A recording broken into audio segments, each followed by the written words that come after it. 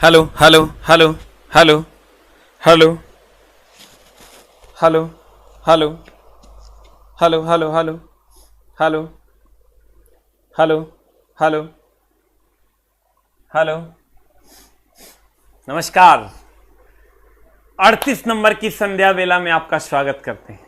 ठीक है, आज हम लोग 38 नंबर सेट के कुछ अच्छे अच्छे प्रश्नों को करेंगे और आप तक अपनी सेवा को पहुंचाने का प्रयत्न करेंगे। ठीक है, आइए हम लोग सीधी बात, नो बकवास, शुरू करते हैं। Set number 38, question number 1। ठीक है, गौर फरमाइएगा। क्वेश्चन नंबर 1 क्या कहता है आपसे? इस क्वेश्चन में बड़ा झोल है, चला ठीक ना। झोल कुछ नहीं है, नॉर्मल क्वेश्चन है, थोड़ा सा समझने की जरूरत है। हमको ये बताइए सर कि ऐसी कौन सी क्वांटिटी है जो किसी पर निर्भर नहीं करती। इस क्वेश्चन की अगर बात कीजिएगा ना सर, तो जब मैं पढ़ता था अपने स्टूडेंट कैरियर में, तो इंडियन इंस्टीट्यूट ऑफ टेक्नोलॉजी के एक डायरेक्टर थे हमारे आईआईटी खड़गपुर के, इंडियन इंस्टीट्यूट ऑफ टेक्नोलॉजी के मैकेनिकल डिपार्टमेंट के हेड ऑफ द डिपार्टमेंट से हमको ये सीखने को मिला था ये टर्म। और जब ये क्वेश्चन मैंने एनटीपीसी में देखा तो हम उस दिन को याद किए कि क्या मामला था और सर ने हमें कैसे एक्सप्लेन किया। एक बहुत सीनियर टीचर से मेरी इस पर बहस भी हो गई थी कि उनका कहना था किसी को कहीं भी रखिए कोई फर्क नहीं पड़ेगा, लेकिन मामला गड़बड़ था। मामला क्या गड़बड़ था सर कि हमने कहा, क्योंकि हमेशा हमारे मन में ये इच्छा होती थी कि हम कुछ ना कुछ सीखें, तो गुरुजी ने ऐसे हम बोले कि ऐ गुरुजी, हमेशा आप अगर वेग को इस एक्सिस पर रखते हैं और समय को इस एक्सिस पर रखते हैं, ऐसा क्यों? आपके मन में भी तो सवाल आता होगा। आपको ऐसा नहीं लगता कि अगर अगर अगर अगर अगर ध्यान दीजिएगा सर, अगर मान लीजिए कि हम लोग ऐसे ग्राफ बनाते हैं, कहते हैं भाई वेग इस एक्सिस पे रहेगा और समय इस एक्सिस पे रहेगा, तो ये कहते हैं ये सही है। और अगर हम लोग ऐसा ग्राफ बनाते हैं जहां पर हम लोग कहते हैं कि समय इस एक्सिस पर रहेगा और वेग इस एक्सिस पर रहेगा, तो हम कहेंगे ये भी सही है। नहीं सर, ये गलत है। आप किसी टीचर से जब इस बात की लॉजिक पूछिएगा कि सर क्यों समय को ही एक्स एक्सिस पर रखते हैं, ये आपका एक्स अक्ष है सर और ये आपका वाई अक्ष है सर, ये आपका एक्स अक्ष है और ये आपका वाई अक्ष। हम लोग ये कहते हैं सर क्यों समय को ही एक्स अक्ष पर रखेंगे। ये मेरा सवाल था मेरे गुरुजी से। ये जो मैं बोल रहा हूं सर, ये लफ्ज मेरे जरूर हैं, लेकिन सोच उन्हीं की है। ध्यान दीजिएगा सर, वो कहते थे कि समय को एक्स अक्ष पे इंडिपेंडेंट क्वांटिटी को रखा जाता है। इंडिपेंडेंट मतलब जो स्वतंत्र हो, जो किसी पर निर्भर नहीं करता हो, उस क्वांटिटी को हम लोग एक्स अक्ष पर रखते हैं। जो निरपेक्ष हो, जो डिपेंडेंट नहीं हो, जो इंडिपेंडेंट हो, सब एक के बाद, जो डिपेंडेंट नहीं हो मतलब इंडिपेंडेंट हो, जो किसी पर निर्भर नहीं करता हो, जो निरपेक्ष हो, उसको एक्स अक्ष पर रखते हैं। एक लाइन का बाद, जो किसी पर निर्भर नहीं करेगा वो एक्स अक्ष पर रहेगा। यानी समय को इसीलिए हमेशा एक्स अक्ष पर रखते हैं। आप पूछिएगा जब ना सर, 99% लोगों को ये बातें पता नहीं होती है, लेकिन कुछ लोगों को बहुत अच्छे से पता होती है। तो कहते हैं एक्स अक्ष पर हमेशा समय को रखा जाता है, क्योंकि समय एक इंडिपेंडेंट क्वांटिटी है और इंडिपेंडेंट क्वांटिटी को जो समय किसी पर निर्भर करता है, समय किसी पर निर्भर नहीं करता। समय कोई मर जाए, किसी का घर जल जाए, किसी के यहां बेटा बेटी हो जाए, कुछ भी हो जाए, वो समय कहता है मैं चलता रहूंगा, मैं किसी पर निर्भर नहीं करता। इसीलिए समय को यहां रखा जाता है। इसका मतलब समय निरपेक्ष है, समय स्वतंत्र है, समय इंडिपेंडेंट है, समय नॉट डिपेंडेंट है, मतलब इंडिपेंडेंट है, क्योंकि यह किसी पर निर्भर नहीं करता। चाहे अलाउद्दीन के घर में बच्चा पैदा हो जाए, कि अलाउद्दीन मर जाए, कि अलाउद्दीन की शादी हो जाए, यह किसी पर निर्भर नहीं करता। यह निरंतर रूप से चलते रहता है। अब आए सर प्रश्न पर। आइए गुरुजी प्रश्न पर। कहता है दी गई भौतिक राशियों में से दी गई भौतिक राशियों में से क्या सापेक्ष राशि नहीं है? सापेक्ष राशि, ध्यान दीजिएगा, सापेक्ष राशि नहीं है। हम कहेंगे सर आदमी नहीं है, आदमी नहीं है, इसका मतलब वो क्या है? जानवर है।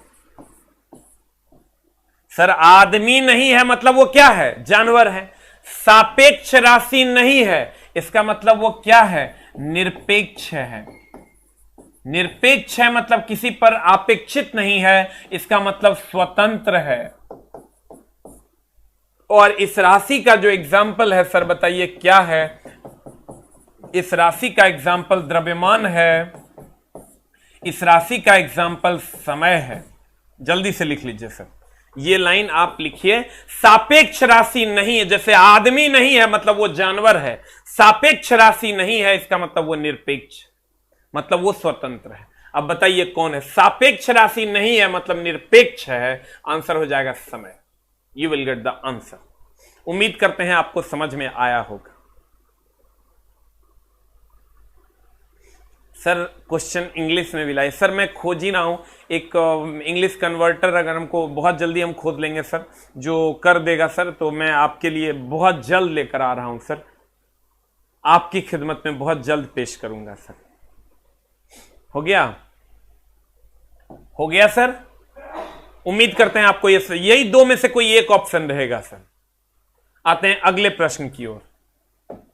अगला प्रश्न हमारा क्या कहता है सर? अगला प्रश्न बड़ा कठिन है, मैं इसको सरल बनाऊंगा सर आपके लिए। गौर फरमाइएगा, एकदम आराम से क्वेश्चन को पढ़िएगा सर। ये बल कैसे मतलब न्यूटन मैं नहीं पढ़ाने वाला हूं सर, वो मेरे से नहीं हो पाएगा सर, क्योंकि मैं मानता हूं जो बच्चे नौकरी लेने वाले हैं उनको ये पता है, और जिनको ये बात पता नहीं है उनको कभी नौकरी नहीं होनी है, इसलिए मैं ऐसा गंदा काम नहीं करूंगा। कहता है जमीन के ऊपर एक बिंदु पर किसी वस्तु की गुरुत्वीय स्थितिज ऊर्जा को डैश में किए गए कार्यों के रूप में परिभाषित किया जाता है। बताइए सर, क्वेश्चन पढ़े होंगे, क्वेश्चन आपको बुझेवे नहीं करेगा, क्वेश्चन वहां कह की रहा है। बताइए व्हाट इज द आंसर? पढ़ लीजिए सर एक बार भर मन, क्योंकि क्वेश्चन आपको पढ़ना ही चाहिए। क्वेश्चन आपका कहता है जमीन के ऊपर एक बिंदु पर, ये जमीन के ऊपर कोई बिंदु है, चला ये मान लेते हैं हमारी जमीन है, ये मान लेते हैं हमारी जमीन है, और जमीन के ऊपर ये कोई बिंदु है, मान लेते हैं जमीन के ऊपर एक बिंदु पर किसी वस्तु का, ये वस्तु है, किसी वस्तु का गुरुत्वीय स्थितिज ऊर्जा। देखिए सर, स्थितिज ऊर्जा और गुरुत्वीय स्थितिज ऊर्जा एक के बात है। अगर पृथ्वी पर है तो उसमें गुरुत्वाकर्षण बल लगता है, इसीलिए उसका एक नाम गुरुत्वीय स्थितिज ऊर्जा है। अगर वो चंद्रमा पर चला जाए, अगर वो सूरज पर चला जाए, अगर वो अंतरिक्ष में चला जाए तो वहां स्थितिज ऊर्जा होगा। लेकिन अगर अगर अगर अगर कोई चैप्टर आया है क्या? अगर गुरुत्वीय स्थितिज ऊर्जा कह रहा है, इसका मतलब वो पृथ्वी पर स्थितिज ऊर्जा की बात कर रहा है। घबराना नहीं है, इससे ध्यान देना है। जमीन के ऊपर एक बिंदु पर किसी वस्तु की गुरुत्वीय स्थितिज ऊर्जा को डैश में किए गए कार्यों के रूप में परिभाषित किया जाता है। ध्यान दीजिएगा सर, को डैश में किए गए कार्यों के रूप में परिभाषित किया जाता है। जमीन के ऊपर एक बिंदु पर किसी वस्तु की गुरुत्वीय स्थितिज ऊर्जा, जब यहां है ये, तो कहता है इस बिंदु पर इसकी गुरुत्वीय स्थितिज ऊर्जा, इसे गुरुत्वाकर्षण के विपरीत जमीन से उस बिंदु पर उठाने में, इस पर गुरुत्वाकर्षण बल लागू करने में, इसे केंद्र पर रखने में, इसे गुरुत्वाकर्षण के विपरीत जमीन पर रखने में। मैं क्या करूं? आपका ओरिजिनल क्वेश्चन है, नहीं है ओरिजिनल तो गुरुत्वाकर्षण चैप्टर का प्रीवियस ईयर देख लीजिएगा, आपको मिल जाएगा। कहता है जमीन के ऊपर एक बिंदु पर किसी वस्तु की गुरुत्वीय स्थितिज ऊर्जा को डैश में किए गए कार्यों के रूप में परिभाषित किया जाता है। सर जी, गुरु जी, भाई जी, ये जमीन है और इसके ऊपर किसी बिंदु पर इसमें हाइट के कारण है स्थितिज ऊर्जा। कौन ऊर्जा है sir?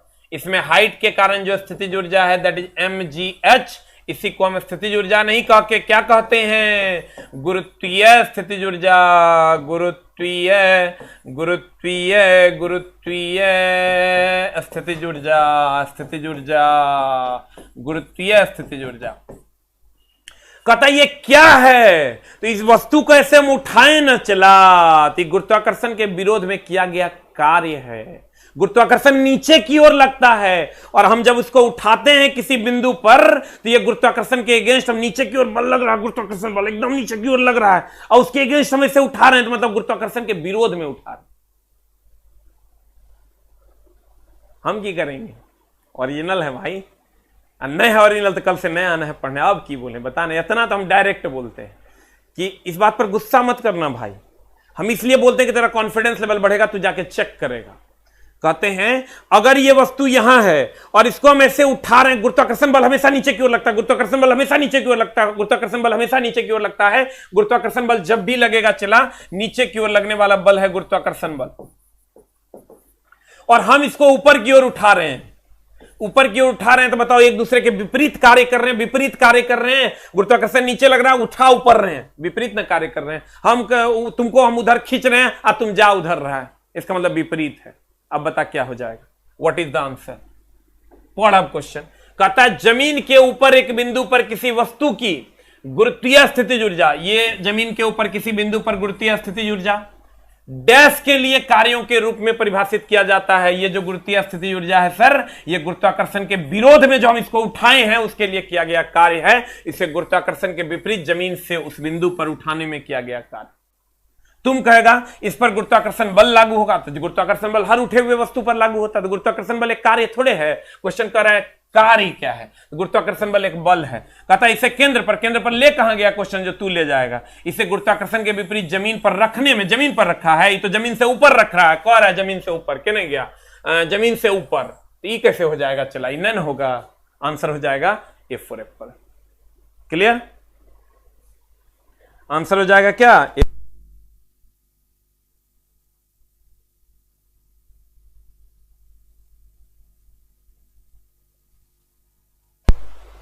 Hello hello hello, buffering चला कुछ बच्चों का हो रहा है।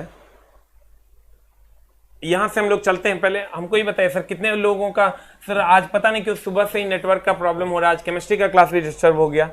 कितने लोगों का क्लास अच्छे से चल रहा है वो एक टाइप करेंगे, कितने लोगों का क्लास अच्छे से नहीं टाइप चल रहा है सर दो टाइप कर दीजिए सर।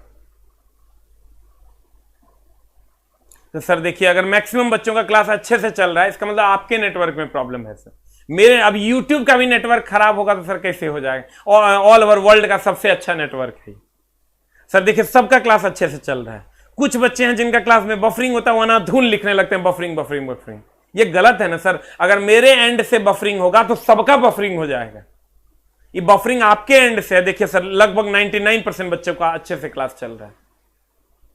इसलिए ये 1% जो है ना सर, आप गांव में हैं, आप अपना नेटवर्क चेंज कीजिए या कुछ ऐसा कीजिए सर। आपके सामने है, देख लीजिए सारे बच्चे अच्छे से क्लास कर पा रहे हैं। और 2% को तो सर हर हाल में दिक्कत होना है, कभी कभी किसी खास एरिया का नेटवर्क में प्रॉब्लम होता है। Very good.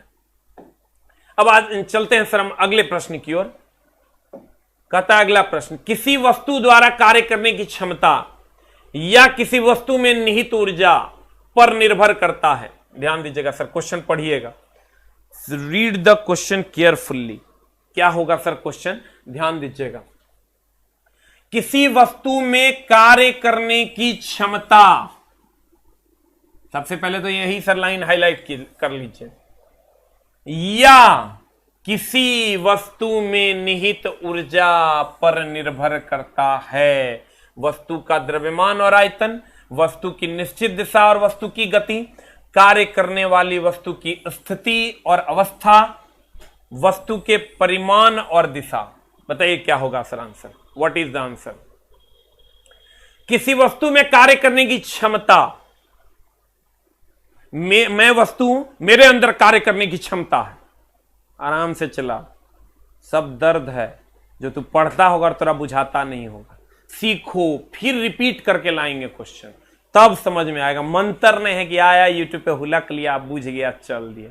ये सब सर सीढ़ी दर सीढ़ी होगा। अभी पढ़ाएंगे, फिर पढ़ाएंगे, फिर पढ़ाएंगे, तब होगा, ना तो मामला गड़बड़ होगा। कहते हैं मेरे अंदर कार्य करने की क्षमता है, तो ये मेरी स्थिति है, ये मेरी अवस्था है कि मेरा आयतन है। हम कहेंगे मेरे अंदर कार्य करने की क्षमता है, मतलब मेरा आयतन है, ये मेरा द्रव्यमान है ही नहीं, ये मेरी स्थिति है कि मेरी कार्य करने की क्षमता है, ये मेरी अभी वर्तमान की अवस्था है कि ये मेरी कार्य करने की क्षमता है। क्या कहें, मेरी कार्य करने की क्षमता है मतलब हम 5 किलो के हैं, मेरी कार्य करने की क्षमता है मतलब हम 20 किलो के हैं, नहीं, मेरी कार्य करने की क्षमता है मतलब ये मेरी स्थिति है कि मैं कार्य कर सकता हूं, ये मेरी अवस्था है कि मैं कार्य कर सकता हूं। नहीं, पढ़ो तब क्वेश्चन। कहता है किसी वस्तु द्वारा कार्य करने की क्षमता या किसी वस्तु में निहित ऊर्जा निर्भर करती है, बताओ, द्रव्यमान पर। हम कहेंगे मेरी कार्य करने की क्षमता है मतलब मेरा द्रव्यमान है, मेरा आयतन है।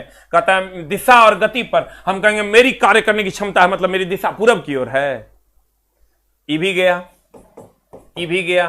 कहेंगे कार्य करने वाली वस्तु की स्थिति और अवस्था, यस, मेरी कार्य करने की क्षमता है मतलब मेरी स्थिति अच्छी है, मेरी अवस्था अच्छी है। अगला है वस्तु पर परिमाण और दिशा, मतलब मेरी कार्य करने की क्षमता है मतलब मेरी दिशा पूरब की ओर है, तो दिशा वाला तो होवे नहीं करेगा। Then what is the answer चला, C for cat is the answer. ठीक है। अब सर आप एक लाइन का बात है सर, जिनका नेटवर्क खराब है, आपके एंड से सर खराबी, आप देखिए सारे बच्चे क्लास कर पा रहे हैं, तो सर आप अपना नेटवर्क ठीक करवाइए, नेटवर्क चेंज कीजिए, दूसरा नेटवर्क का सिम लीजिए। ये सब परेशानी हम गुरुजी कैसे सॉल्व करेंगे बताओ। हमारे तरफ से खराबी होगा चला तो सॉल्व के न होगा रे। ये तो सोचो, मान लो तुम अमेरिका से सर तेल का सप्लाई ले रहा है, अगर एक आदमी को होगा शुद्ध जाएगा, एक आदमी को अशुद्ध जाएगा, पाइप से सप्लाई आ रहा है तो जाएगा तो सबको अशुद्ध जाएगा, और नहीं जाएगा तो सबको शुद्ध जाएगा। ये तो कॉमन सेंस का बात है। अगर कुछ बच्चों का बफरिंग हो रहा है, इसका मतलब आपके एंड से गड़बड़ी है, सबका बफरिंग हो रहा है मतलब मेरे एंड से गड़बड़ी, हम उसको ठीक करेंगे। हम उसको ये नहीं कहते, मेरे एंड से भी हो सकता है, कोई बड़ी बात नहीं है, लेकिन हो ना नहीं रहा है सर, होता तो हम चेंज कर देते। आइए सर इस क्वेश्चन में कहता है एक वृत्ताकार पथ पर में स्थिर गति वाले पिंड की गति को क्या कहा जाता है। तो सर एक लाइन का बात, वृत्ताकार पथ में होगा तो उसे वृत्तीय गति कहेंगे। ये तो सोचना नहीं है। इसको बच्चा क्या करता है ना, जैसे देखता परिसंचारी गति, कहता बाप रे बाप ई की है। दोलनी गति, दोलनी गति मतलब चला सिंपल पेंडुलम, सिंपल पेंडुलम। उसके बाद कहता है असमान वृत्तीय गति और समान वृत्तीय गति। यहीं बच्चा फंस जाता है, हमारे चलवा सब यहीं फंस जाता है। कहेगा ई कहिया पढ़ा दिए ना मास्टर साहब, एकदम आराम से। कहता है क्वेश्चन एक वृत्ताकार पथ में अस्थिर गति कहता दिया है, अस्थिर गति, अस्थिर गति, अस्थिर गति वाले पिंड की गति को क्या कहते हैं। जब ये अस्थिर गति कर दिया, लड़का कहता है वृत्ताकार वृत्तीय गति क्या है, मार मार मार मार मार मार मार, अले बाप ले बाप गिल है। वृत्ताकार गति में वृत्तीय गति मारेगा, दूगो वृत्तीय गति, एगो ये वृत्तीय गति, एगो ये वृत्तीय गति, एगो पीछे असमान, एगो पीछे समान। तो भैया वृत्ताकार पथ में जब भी होगा स्थिर गति कह रहा है, समान वृत्तीय गति होगा। अगर अस्थिर गति कहता तो असमान वृत्तीय गति का, इसमें हम मार देंगे अस्थिर वृत्तीय गति, अस्थिर गति, अस्थिर गति। अस्थिर गति कहेगा समान वृत्तीय गति कहेंगे। जल्दी से लिख लो, देखिए आए हैं, जल्दी लिख लीजिए sir. The next one is, सब मार देगा, जैसे वृत्तीय गति खट से यहां आएगा सी नंबर पे मार देगा, गलत हो जाएगा। चला स्थिर गति कह रहा है। अगले प्रश्न में आते हैं। चला जो लोग लेट से आए हैं हम उन पे बहुत गुस्सा है, आप लोग टाइम से आइए। एकदम गड़बड़ बात है, ये एकदम गड़बड़ बात है, ये हम आपका बर्दाश्त नहीं करेंगे और हम आप पे बहुत गुस्सा है सर जी, आपको टाइम से आना चाहिए। आ जाइए इधर। अगला प्रश्न, यदि दो कोनों के बीच की दूरी बढ़ जाती है, आना कोनों ने चला कोनों, यदि दो कणों के बीच की दूरी बढ़ जाती है तो इनके बीच गुरुत्वाकर्षण बल पर क्या प्रभाव पड़ेगा। खूब पूछ रहा है क्वेश्चन। चला करना क्या है, देखो यदि दो कणों के बीच की दूरी, ये अगर ये m1 है और ये m2 द्रव्यमान है, दोनों के बीच की दूरी r है, तो चला फॉर्मूला तुम पढ़ा होगा न्यूटन के गुरुत्वाकर्षण नियम पे कि F बराबर जी m1 m2 बटा r स्क्वायर होता है, पढ़ा है। r चला दूरी है, तो कहता है यदि दो कणों के बीच की दूरी बढ़ जाती है तो इनके बीच गुरुत्वाकर्षण बल पर क्या असर पड़ेगा। तो ये बढ़ेगा तो ये इनवर्सली नीचे है तो ये बढ़ेगा तो घट जाए, ये घटेगा तो बढ़ जाएगा। यानी फॉर्मूला जो आपका है भाई मेरे, वो फॉर्मूला इस कदर है कि अगर दो अलग अलग द्रव्यमान m1 है और ये m2 है, न्यूटन का गुरुत्वाकर्षण नियम गुरुत्वाकर्षण चैप्टर में पढ़े होंगे सर, तो इनके बीच लगने वाला जो गुरुत्वाकर्षण बल है वो F बराबर G m1 m2, ये r है बीच की दूरी तो r स्क्वायर है। तो अगर ये दूरी बढ़ जाएगा, ये दूरी बढ़ जाएगा तो घट जाएगा, द्रव्यमान बढ़ जाएगा तो बढ़ जाएगा, द्रव्यमान घट जाएगा तो घट जाएगा। क्लियर। तो बताइए बढ़ रहा है तो ये घट जाएगा, तो आंसर बता क्या होगा। इसको हम न्यूटन का गुरुत्वाकर्षण नियम कहते हैं, न्यूटन का गुरुत्वाकर्षण नियम। कहेगा दूरी बढ़ेगा तो क्या होगा, कहेंगे बल घट जाएगा, कहेगा द्रव्यमान बढ़ेगा तो क्या होगा, तो कहेंगे बढ़ जाएगा, ई घटेगा तो घट जाएगा। द नेक्स्ट बता आंसर क्या हो जाएगा। यदि दो कणों के बीच की दूरी बढ़ जाती है तो इनके बीच गुरुत्वाकर्षण बल पर क्या प्रभाव पड़ेगा, ये बढ़ेगा, ये घट जाएगा। बता आंसर क्या हो जाएगा, कम हो जाता है। You will get the answer. ये खूब पूछ रहा है इस पर, इस फॉर्मूले पे सवाल सर। अगले में चलें। द नेक्स्ट, मस्तिष्क का कौन सा हिस्सा सांस लेने को नियंत्रित करता है। सर आपके सामने देखिए, ये जो है आप अगर गौर फरमाइएगा, मेडुला आप यहां देख पा रहे होंगे सर, ये वाला जो भाग है इसको मेडुला कहते हैं। ये सर पोन्स, आप गौर से देखिएगा सर तो आपको दिखाई देगा, ये आपका मस्तिष्क का जो भाग है, मस्तिष्क में ये हो गया आपका मेडुला, ये हो गया आपका स्पाइनल कॉर्ड और ये हो गया आपका पोन्स। तो मेडुला जो होता है ये पोन्स और स्पाइनल कॉर्ड के बीच में होता है। सर इससे क्वेश्चन खूब पूछा है कि मेडुला मस्तिष्क का कौन सा हिस्सा सांस लेने को नियंत्रित करता है। अब ध्यान दीजिएगा, ये जो पोन्स है सर ये क्या करता है, ये हृदय की स्पंदन गति को नियंत्रित करता है। कौन, ये पोन्स। और ये जो मेडुला है ये सांस लेने में मदद करता है। और ये स्पाइनल कॉर्ड आपके सामने है सर, ये मस्तिष्क की नियंत्रण क्षमता पर नियंत्रित करता है, पूरे मस्तिष्क को नियंत्रित करता है। तो आपको हम क्या बोले सर, एक होता है पोन्स, एक होता है मेडुला, एक होता है स्पाइनल कॉर्ड। इसको लगभग 6 बार बोर्ड ने पूछा है। पोन्स, मेडुला और स्पाइनल कॉर्ड। पोन्स और स्पाइनल कॉर्ड के बीच में मेडुला होता है जिसको आप मज्जा कहते हैं। मेडुला को हम क्या कहते हैं सर, मज्जा। मस्तिष्क का कौन सा हिस्सा सांस लेने को नियंत्रित करता है, दैट इज मज्जा, that is medulla, that is pons. Medulla that is मज्जा, ये मेडुला को हम कहते हैं चला इंग्लिश हिंदी में मज्जा। अब ध्यान दीजिएगा सर, कहते हैं मस्तिष्क का कौन सा हिस्सा सांस लेने को नियंत्रित करता है, तो आंसर हो जाएगा आपका मज्जा। मज्जा की अगर हम बात करें, मज्जा मस्तिष्क का सबसे नीचे वाला भाग होता है। मस्तिष्क होता है सबसे नीचे वाले मस्तिष्क को हम मज्जा कहते हैं, सबसे नीचे, इसके नीचे नहीं होता। आप कहिएगा सर कैसे, तो आपके सामने है, गौर फरमाइएगा, देखिएगा ऐसे। कहते हैं ये सबसे नीचे होता है मेडुला, जिसको आप मज्जा कहते हैं। यहां हम कहते हैं मस्तिष्क का सबसे नीचे वाला भाग मस्तिष्क होता है, सबसे नीचे वाला मस्तिष्क होता है, ये कौन, मज्जा। अब कहता है यह पोन्स एवं हृदय स्पंदन की दर एवं प्रबलता, रुधिर वाहिनियों का व्यास, सांस लेने की दर आदि को नियंत्रित करता है। कौन, पोन्स। अब बच गया मेडुला, यह भी सर सांस लेने की दर को नियंत्रित करता है। तो आंसर बताइए क्या हो जाएगा, व्हाट इज द आंसर हो जाएगा, मेडुला। आप पोन्स के बारे में आप रख सकते हैं, हृदय के स्पंदन गति को नियंत्रित करता है। मेडुला क्या करता है सर, इसको हम अलग से लिख देते हैं। आप अगर बात कीजिएगा मज्जा का, मज्जा की अगर बात कीजिएगा तो मज्जा क्या करता है सर, श्वसन को नियंत्रित करता, श्वसन को नियंत्रित करता। दूसरा आपका हो गया सर कौन, मज्जा के बाद दूसरा हो गया आपका दूसरा पोन्स, हृदय के स्पंदन को नियंत्रित करता, हृदय के स्पंदन को नियंत्रित करता। उसके बाद आपका हो गया स्पाइनल कोड। ये 3 सर आपको खूब पूछता है, इसको जरूर ध्यान रखिएगा। स्पाइनल कॉर्ड की अगर हम बात करें, यह शरीर को नियंत्रित करता,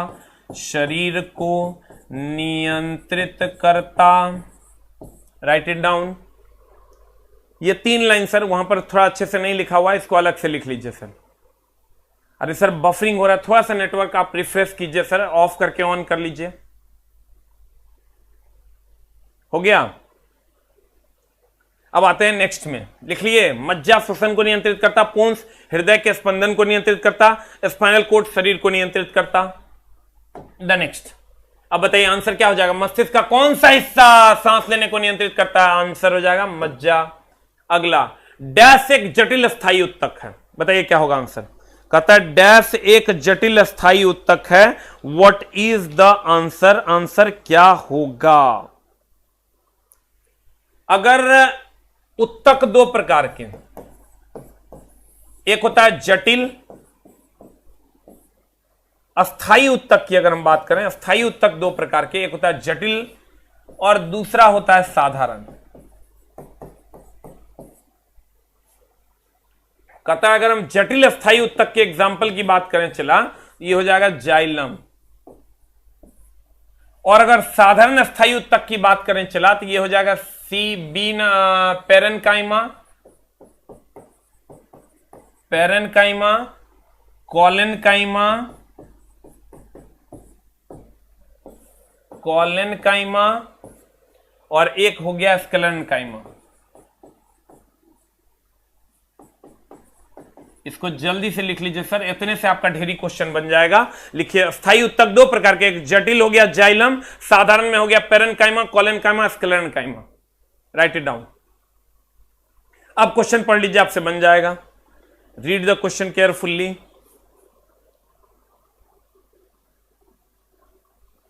आई तो सर जानते होंगे जाइलम जल का वहन करता है और प्लोएम जो है खनिज लवण का संचरण करता है। लिख लिए? लिख लिए? अब बता, डैश एक जटिल स्थायी उत्तक है, आंसर हो जाएगा ए। और ये पेरेन्काइमा, कोलेनकाइमा, स्क्लेरेनकाइमा ये आपका साधारण उत्तक है, जटिल नहीं है। द नेक्स्ट, अब सर कहता है बर्फ पानी में तैरता। सर तैरने डूबने वाला जितना एग्जांपल हमारा भरोसे आज के बाद तुम छोड़ दो। कहने का मतलब आपका 15 से 20 क्वेश्चन है आपका बन जाएगा। कहिएगा सर कैसे? कहता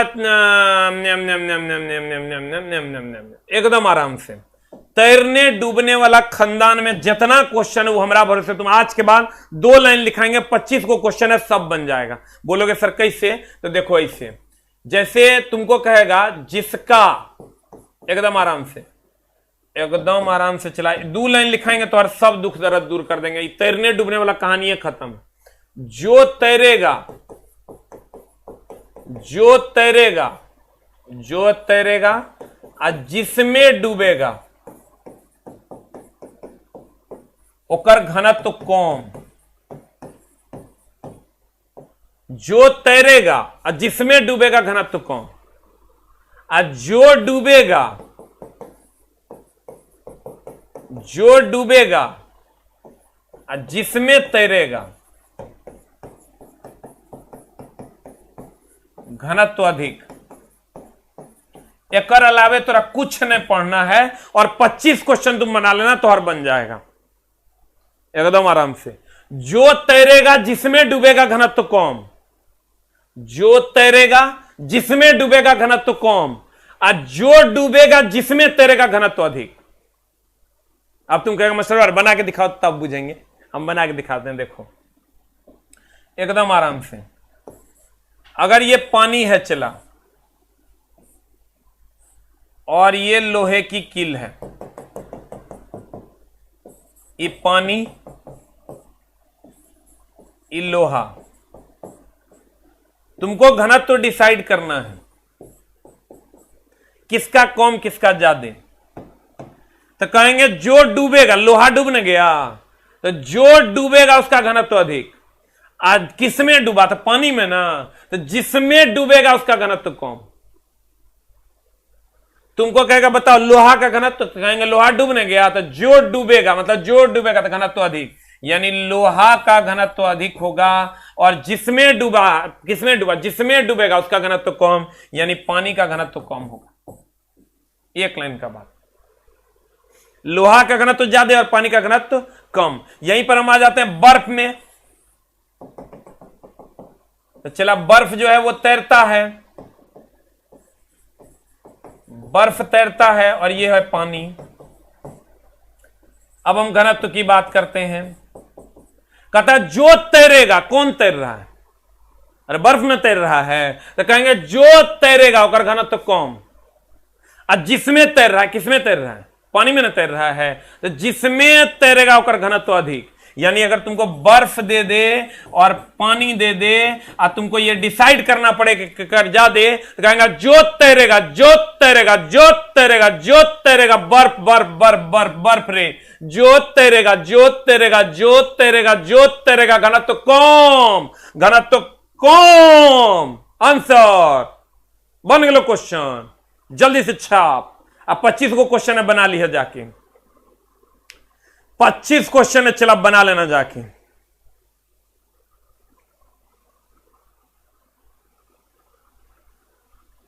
जल्दी लीक, जल्दी लीक, जल्दी लीक, जल्दी लीक, जल्दी लीक, जल्दी लीक। लिख लिए भाई, सुना रे, लिखने रे, लिख ले रे।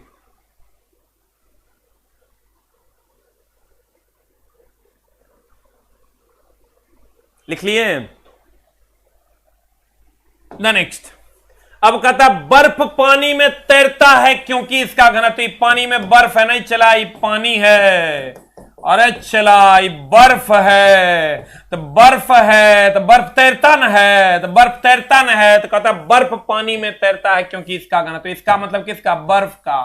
तो बर्फ का मतलब जो तैरेगा, ये तैर न रहा है, तो खोजेंगे जो तैरेगा जो तैरेगा जो तैरेगा जो तैरेगा जो तैरेगा, घनत्व कम। आंसर कुछ पूछ देगा, आंसर मार के देख लें, यह 2 लाइन से बन जाएगा। कहेंगे जो तैरेगा जो तैरेगा जो तैरेगा, जिसमें पानी से अधिक होता है, तो हम यहां सर घनत्व अगर निकालेंगे तो घनत्व निकालेंगे तो हम कहेंगे यह बर्फ, आई है पानी, और जो तैरेगा अगर घनत्व कम, तो बर्फ का कम, तो कहेंगे पानी से कम, पानी से कम। You will get the answer, you will get the answer. चला, the right answer is B for ball, the right answer is B for ball. हो गलो। द नेक्स्ट वन इज, अगला, किसी ठोस धातु की ऊष्मीय चालकता सामान्यतः तापमान के बढ़ने से क्या होता है? चला, question number 9, what is the answer? चला बता, आंसर क्या हो जाएगा? सर कहता है किसी धातु की ऊष्मीय चालकता सामान्यतः बढ़ते तापमान के साथ क्या हो जाएगा? What is the answer? चला क्या हो जाएगा? आंसर बता। चालकता हीन है, तापमान सामान्यतः बढ़ते तापमान के साथ, ठोस धातु की, ठोस धातु जब ये कह दिया मतलब चालक हो गया, क्योंकि धातु चालक होता है। धातु क्या होता है? धातु चालक होता है, लेकिन कह रहा है कि ऊष्मीय चालकता, चालकता नहीं कह रहा है, चला ऊष्मीय चालकता कह रहा है। देखो एक हम एकदम आराम से समझा देते हैं तोरा, एक 2 गो करने, तू पढ़ने में हड़बड़ी करेगा ना, तो तोरा ऊष्मीय चालकता विद्युतीय चालकता में उल्टा आंसर होता है। ऊष्मीय चालकता में तापमान बढ़ाने पर किसी ठोस धातु का ऊष्मीय चालकता बढ़ते तापमान के साथ घट जाता है, और जब ठोस वस्तु की विद्युतीय चालकता कहोगे तो बढ़ते तापमान के साथ ये होता है, मामला गड़बड़ होता है। जब वहां पर आप देखिएगा कि 0 केल्विन पर जब सबसे कम तापमान होता है ना, तो वो अति चालक हो जाता है। जितना तापमान घटाइएगा चालकता उतना तेजी से बढ़ता है, दोनों जगह। चाहे तुमको अगर ध्यान देना, अगर अगर अगर अगर अगर अगर ऊष्मीय चालकता कहें, ऊष्मीय चालकता कहें, एक कहेगा विद्युतीय चालकता, 2 प्रकार की चालकता। तुमको अगर मास्टर समझे नहीं, ऊष्मा की चालकता को ऊष्मीय चालकता, विद्युत की चालकता को विद्युतीय चालकता। तो ऊष्मीय चालकता की अगर हम बात करें तो ये बढ़ते तापमान के साथ घटता है, यानी तापमान का, ध्यान दीजिएगा एकदम आराम से चला जी भाई जी। हम और चालकता जो होगा, ऊष्मीय चालकता, एक मिनट एकदम सजा के लिख देते हैं, थोड़ा दिक्कत नहीं होगा। ऊष्मीय चालकता जो होगा चला, ये 1/, तापमान होगा, और विद्युतीय चालकता भी अगर कहिएगा तो तापमान के घटने से विद्युतीय चालकता बढ़ता है, यानी दोनों का सेम रिलेशन। तो इसको हम और क्यों ना सजा दें, ध्यान दीजिएगा। ओहो, एकदम आराम से ऊष्मीय चालकता, एक देखो ऐसा पॉइंट तुमको मिलने जा रहा है चला, जहां तुमको एकदम डाउट नहीं करना है। या कहेगा विद्युतीय चालकता, विद्युतीय विद्युतीय विद्युतीय चालकता, ये दोनों इनवर्सली प्रोपोर्शनल होता है तापमान के। तापमान जैसे घटेगा तो ये बढ़ जाएगा। जल्दी से लिख लो, जल्दी लिख चला, जल्दी। ऊष्मीय चालकता या विद्युतीय चालकता तापमान के घटने से बढ़ जाता है, इसीलिए सबसे न्यूनतम तापमान पर ना चालक अति चालक हो जाता है। लिख लिए, ऊष्मीय चालकता या विद्युतीय चालकता, ये बटन है, ये और है, ये चला बटन है, गड़बड़ मत कर देना, बटन है, एक ही है। और ऊष्मीय चालकता और विद्युतीय चालकता तापमान के घटने से बढ़ेगा, बढ़ने से घटेगा। बता आंसर क्या हो जाएगा? कहता बढ़ते तापमान कह देंगे घटेगा। पढ़ाई एक तपस्या है, उसके लिए कंसंट्रेशन जरूरी है, नहीं तो मामला गड़बड़ हो जाएगा। पढ़ाई चला तपस्या है, और 1.5 महीने की तपस्या के बाद तेरी जिंदगी तेरा इंतजार कर रही है। अब तुमको सोचना है कि तुमको क्या करना है, what you are going to do in your life. The next one is, यदि एक तरंग की आवृत्ति फ्रीक्वेंसी बढ़ती है तो इसकी तरंग दैर्ध्य पर क्या असर पड़ेगा? चला क्रम घबराना नहीं है, एक को तो फॉर्मूले है चच्चा के पास, v बराबर एन लेमडा, या यूं कहें n बराबर v बाई लेमडा, या यूं कहें लेमडा बराबर v बाई एन। जे तोरा दिल करे कह लो, यह फॉर्मूला से ही दोनों निकल कर आया, v बराबर एन लेमडा, एन बराबर v बाई लेमडा, लेमडा बराबर v बाई एन। ने बुझा? v बराबर एन लेमडा, एन बराबर v बाई लेमडा, लेमडा बराबर v बाई एन। अब चला v क्या है रे? भी वेग है तरंग का, एन क्या है रे? आवृत्ति। लेमडा क्या है रे भाई? तरंग दैर्ध्य। ये तो तू जानता होगा। अब क्वेश्चन में आओ, यदि एक तरंग की आवृत्ति बढ़ती है तो इसका तरंग दैर्ध्य पर क्या असर पड़ेगा? चला रे, आवृत्ति अगर बढ़ेगा तो तरंग दैर्ध्य घटेगा, आवृत्ति घटेगा तरंग दैर्ध्य बढ़ेगा।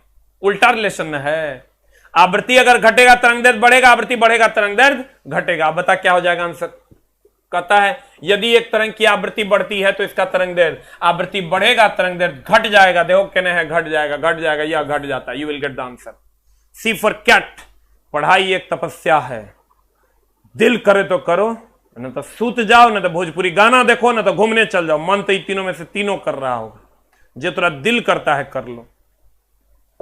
द नेक्स्ट वन इज, ध्वनि तरंग के आयाम किस पर निर्भर करते हैं? What is the answer? चला कहता है क्वेश्चन को ध्यान से पढ़िए, एकदम आराम से पढ़िए और आंसर बताइए। कहता है ध्वनि तरंग का आयाम किस पर निर्भर करता है?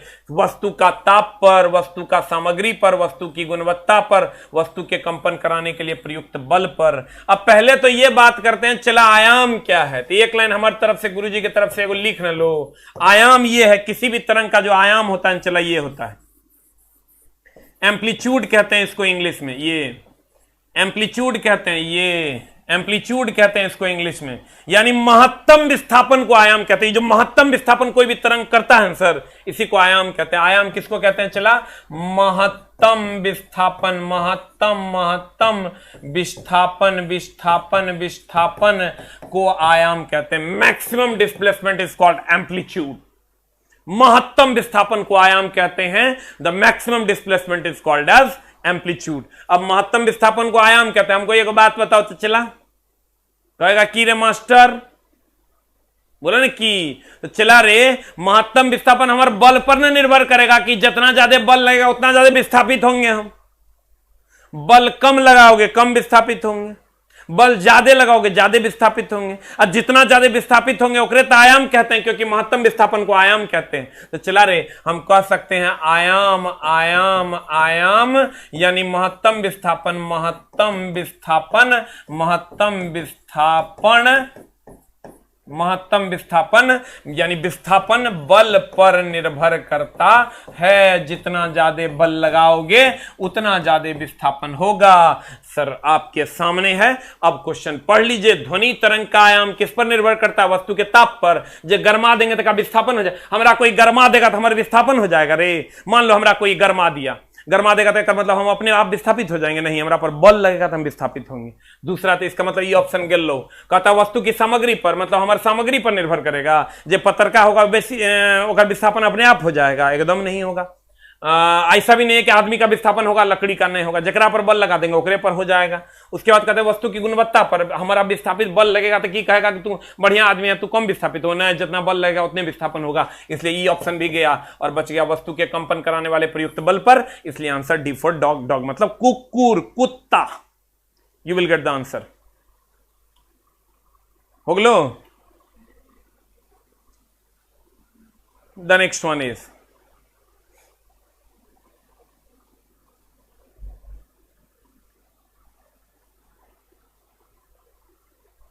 आगे बढ़े।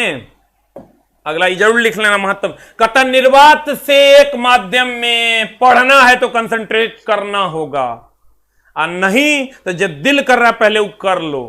वो रास्ता सीधा बर्बादी की ओर जाता है, चला सीधा बर्बादी की ओर, दूसरा कहीं नहीं जा रहा है वो रास्ता। जवानी में मजे लोगे ना तो सजा पाने के लिए तैयार रहना। It's completely hard word for you. एक लाइन का बात है। कहते हैं निर्वात में एक माध्यम में प्रकाश की गति के अनुपात को क्या कहा जाता है? निर्वात में एक माध्यम में प्रकाश की गति के अनुपात, निर्वात से देखो क्या कर रहे हैं, निर्वात से एक माध्यम में प्रकाश की गति के अनुपात। देखो तूने बुझा होगा, हम तेरा बुझा देते हैं, हो जान। कहता निर्वात और एक माध्यम में प्रकाश की गति के अनुपात को क्या कहा जाता है? चला रे, इसको हम कहते हैं अपवर्तनांक सूचक। रुक जा, एक बड़ा झोल करता है चला क्वेश्चन पूछने में।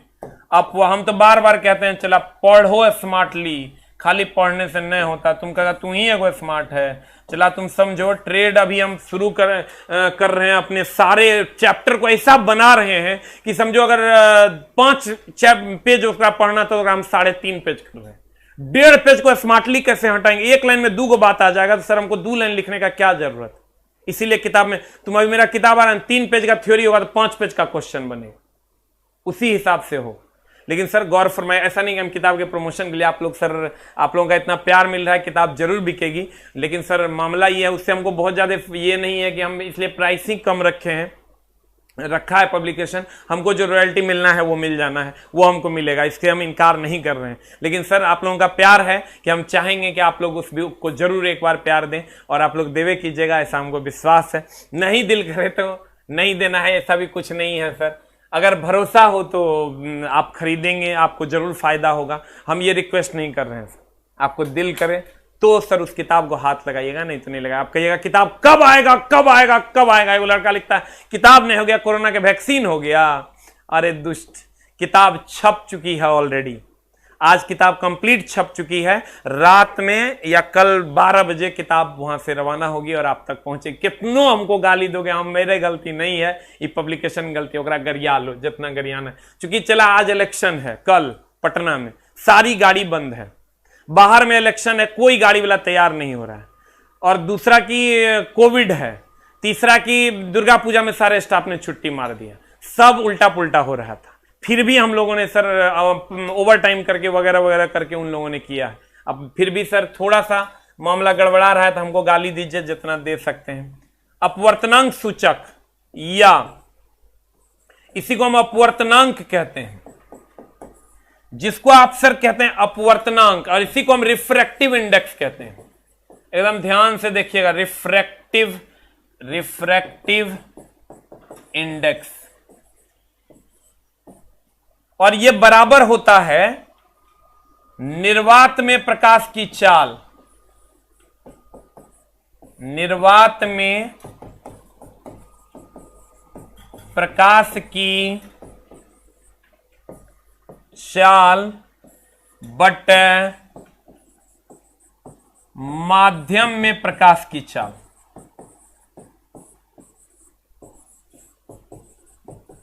बट माध्यम में प्रकाश की चाल। जल्दी से लिख लो, अपवर्तनांक सूचक या अपवर्तनांक बराबर, अब ये दोनों वर्ड यूज करता है, या कभी कभी अपवर्तनीय सूचक कह देता है, एक ही बात है। और रिफ्रैक्टिव इंडेक्स बराबर होता है निर्वात में प्रकाश की चाल बटा माध्यम में प्रकाश की चाल। आप गौर से देखिए, कुल लैंग्वेज वही है। निर्वात से एक माध्यम में प्रकाश की चाल, यानी माध्यम में प्रकाश की चाल के अनुपात मतलब दोनों का अनुपात को क्या कहते हैं? तो रिफ्रैक्टिव इंडेक्स या अपवर्तनांक सूचक कहते हैं। अब देखिए क्या किया है इसमें, क्या किया है मामला क्वेश्चन में, इसको रिफ्लेक्टिव इंडेक्स कर दिया है। तो लड़का आओ न देखा ताओ और यहां मार देगा खाओ खाओ, हो जाते भाव भाव, अब मामला हो जाता है गड़बड़। अब देखो चला, इसको हम एकदम इसीलिए क्लियर लिख देते हैं, रिफ्रैक्टिव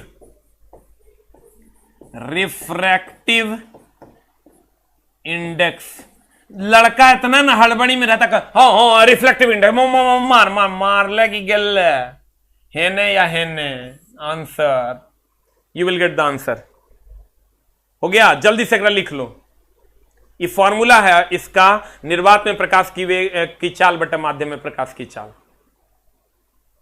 आगे बढ़े, द नेक्स्ट वन इज, अगला कहता है निम्न में से कौन मानव आहार नाल का भाग नहीं है? सर ये आहार नाल है आपका, देखिए ये यहां से शुरू होता है मुख गुहा से, मुख गुहा से ग्रसिका में आता है, ग्रसिका से आपका अमाशय, अमाशय से छोटी आंत बड़ी आंत होते हुए गुदा तक आता है।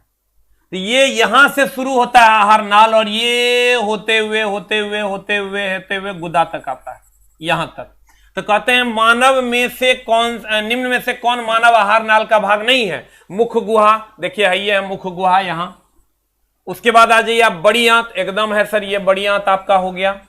उसके बाद आ जाइए आप पित्ताशय, एकदम सर इसी का हिस्सा है, यही होगा सर, देखिएगा पित्ताशय ये। उसके बाद वायु कोशिका, चला वायु कोशिका यहां कैसे आ गया? ये तो फेफड़ा का हिस्सा है, ये सर फेफड़ा का हिस्सा है। तो कहता है मानव आहार नाल, इसको सर ठीक कर लेंगे। मानव आहार नाल की लंबाई कितनी होती है पूछेगा तुमको क्वेश्चन, 8 से 10 मीटर। मानव आहार नाल की लंबाई कितनी होती है? तो कहेंगे 8 से 10 मीटर। मानव आहार नाल का प्रमुख भाग कौन? मुख गुहा है, पित्ताशय है, पित्त है, यकृत है, अग्नाशय है। कहता है वायु कोशिका किसका हिस्सा है? सर ये श्वसन तंत्र का भाग है, ये फेफड़े का हिस्सा है। ये किसका हिस्सा है सर? ये देखने से भी लगता है सर मुख गुहा, मतलब एक के बार कह दिया आपको आहार नाल। आहार नाल में कौन कौन आ गया? मुख गुहा आ गया, ग्रसिका आ गया, पित्ताशय हो गया, अमाशय हो गया, छोटी आंत हो गया, बड़ी आंत हो गया, गुदा हो गया। ये पूरा का पूरा पाचन तंत्र का हिस्सा है। लेकिन जो वायु कोशिका है ये आपके पाचन तंत्र का हिस्सा नहीं है। ये कहां का हिस्सा है सर? ये फेफड़ा का, क्योंकि सांस लेने का काम फेफड़ा कहेगा। आपको बताओ मानव आहार नाल की लंबाई कितनी? तो कहेंगे 8 से 10 मीटर। मानव आहार नाल की लंबाई कितनी? 8 से 10 मीटर। मानव आहार नाल की लंबाई कितनी? 8 से 10 मीटर। मानव आहार नाल की लंबाई कितनी? 8 से 10 मीटर। कहेगा वायु कोशिका मतलब सर फेफड़े का हिस्सा है। कहता है मानव पाचन तंत्र में डैश से पित्तरस का श्रावण होता है। सर हम इससे पहले भी ये क्वेश्चन आया था, यकृत से। कहेगा एकत्रित कहां होता है? अगर कहेगा पित्तरस एकत्रित कहां होता? पित्तरस एकत्रित बहुत बार ही चला क्वेश्चन आया है, इसलिए बार बार पकड़ा जाता है। तो कहेंगे पित्तरस एकत्रित होता है पित्ताशय में। पित्तरस एकत्रित कहां होता है? पित्ताशय में। अब मानव की सबसे बड़ी ग्रंथि कौन? यकृत। मानव की सबसे बड़ी ग्रंथि कौन? यकृत। यकृत में जो पित्तरस का स्राव होता है उसका पीएच पूछता है, चला इसको हाईलाइट कर लो, 7.6 होता है। मानव के पित्तरस का पीएच होता है 7.6, इसलिए यह क्षारीय होता है। 7 से अधिक न है, इसलिए यह क्षारीय होता है। उदर के जठर रस से निकलता है, जठर रस निकलता है। उदर से कहेगा कौन रस निकलता है? तो कहेंगे जठर रस निकलता है। छोटी आंत में भोजन का सर्वाधिक पाचन और अवशोषण होता है। Right it down. पाचन व अवशोषण होता है, पाचन व अवशोषण होता है। कहेगा आपको बताओ यकृत में जो पित्तरस जमा होता है अम्लीय की क्षारीय? कहेंगे क्षारीय। कहेगा उसका पीएच मान कितना? कहेंगे 7.6, यानी 7 से अधिक। पित्तरस का पीएच मान कितना? 7.6। पित्तरस का पीएच मान कितना? 7.6। अम्लीय की क्षारीय, अम्लीय की क्षारीय, क्षारीय। और कहेगा मानव की सबसे बड़ी ग्रंथि, सब मार देता है यकृत। बताओ क्या होगा? मानव पाचन तंत्र में डैश में पित्तरस का स्राव होता है, यकृत में। कहेगा पित्तरस से स्टोर कहां होता है? पित्ताशय में। इसको सर कम से कम 7 से 8 बार बोर्ड ने पूछा है। कहेगा बताओ पित्तरस कैसा होता है? अम्लीय की क्षारीय? कहेंगे 7.6 होता है, क्षारीय होता है। पित्तरस क्षारीय, पित्तरस क्षारीय, पित्तरस क्षारीय। पित्तरस जमा कहां होता है? पित्ताशय में। स्रावित कहां से होता है? यकृत से। स्रावित कहां से होता है? यकृत से। स्रावित कहां से होता है? यकृत से। सबसे बड़ी ग्रंथि कौन? यकृत। इतने चला पूछवे करता है। और छोटी आंत में भोजन का सर्वाधिक पाचन व अवशोषण होता है, बड़ी आंत में नहीं। कहता है डैश के बायतम, देखो चला रे चला, हम तेरा बताते हैं। तत्व के 3 भाग कौन कौन? धातु, अधातु उपधातु। अब चला बाह्यतम कक्षा का इलेक्ट्रॉन की अगर बात करोगे, चलो ऐसे नहीं बनाते हैं, इसका लफड़ा कर देते हैं अपन। धातु, अधातु, उपधातु, एक के टेबल में कहीं नहीं काम चला लेंगे। धातु और धातु, रुक रुक चला चला रे, तू रात सब लगता है हम तेरा बताते हैं अगर जुगाड़ फंसाएगा कहां तेरा। धातु कह देगा, कहेगा चालक, और धातु कह देगा कुचालक, तैयो यही मानना। उपधातु कह देगा अर्धचालक। रुक चला, रुक रुक रुक। कह देगा तेरा बाह्यतम कक्षा का इलेक्ट्रॉन। चूंकि चला धातु को चालक भी कहते हैं और धातु को कुचालक कहते हैं, उपधातु बोले तो अर्धचालक। तो चला इसके बाह्यतम कक्षा का इलेक्ट्रॉन अगर कहेगा बाह्यतम कक्षा का इलेक्ट्रॉन, तो धातु या चालक में बाह्यतम कक्षा का इलेक्ट्रॉन होता है 1 2 3, और धातु या कुचालक में हो जाएगा तुम्हारा 5 6 7 8, और उपधातु में हो जाएगा 4, जिसको आप अर्धचालक कहते हैं। जल्दी से लिख लीजिए। धातु को ही चालक कहते हैं क्योंकि धातु में चालकता होती है। धातु में क्या होती है? चला चालकता होती है। जल्दी से लिख लीजिए।